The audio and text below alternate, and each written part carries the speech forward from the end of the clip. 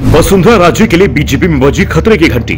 BJP को सत्ता मिली तो राजस्थान को मिलेगा नया सीएम। बिना सीएम फेस चुनाव मैदान में उतरेगी बीजेपी।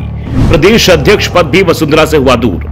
राजस्थान में इस साल विधानसभा चुनाव होने और बीजेपी हाईकमान ने साफ कर दिया है कि चुनाव पीएम मोदी के फेस पर लड़ा जाएगा। इसे राज्य में वसुंधरा राजे सिंधिया को बड़ा झटका माना जा रहा है। वसुंधरा समर्थकों को एहसास हो चुका है कि अगर चुनाव पीएम के चेहरे पर लड़ा गया तो सत्ता मिलने पर सीएम वसुंधरा की जगह किसी और को बनाया जाएगा।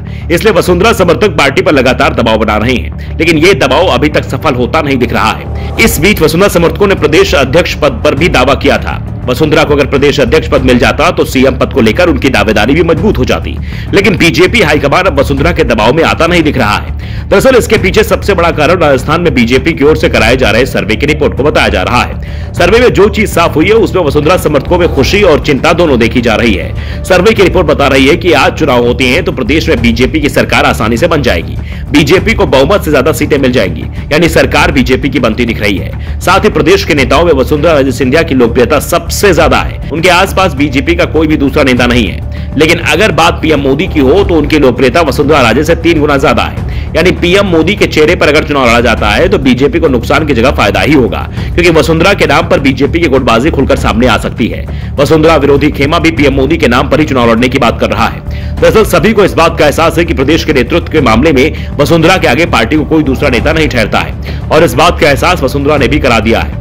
बीजेपी संगठन अपनी पूरी ताकत झोंककर जन आक्रोश यात्राओं में जितनी भीड़ जुटाता है, वसुंधरा के सिर्फ एक आह्वान पर उनकी छोटी सी सभा में उससे ज्यादा लोग जुट जाते हैं। वसुंधरा अपनी लोकप्रियता का एहसास लगातार पार्टी करा रही है, लेकिन अब जो खबर सामने आ रही है वो वसुंधरा समर्थकों को परेशान कर रही है। दरअसल प्रदेश बीजेपी अध्यक्ष पद के लिए बीजेपी ने सतीश पुनिया के कार्यकाल को विस्तार देने के संकेत दिए हैं। पुनिया पर सीएम पद को लेकर दावेदारी कर रहे हैं और पार्टी और वसुंधरा विरोधी खेमे के नेता बन चुके हैं। पुनिया बीजेपी प्रदेश अध्यक्ष के रूप में अपना 3 साल कार्यकाल पूरा कर चुके हैं। इसके बाद से ही चर्चा चल रही है कि पुनिया अध्यक्ष बने रहेंगे या उनकी जगह किसी और को अध्यक्ष बनाया जाएगा।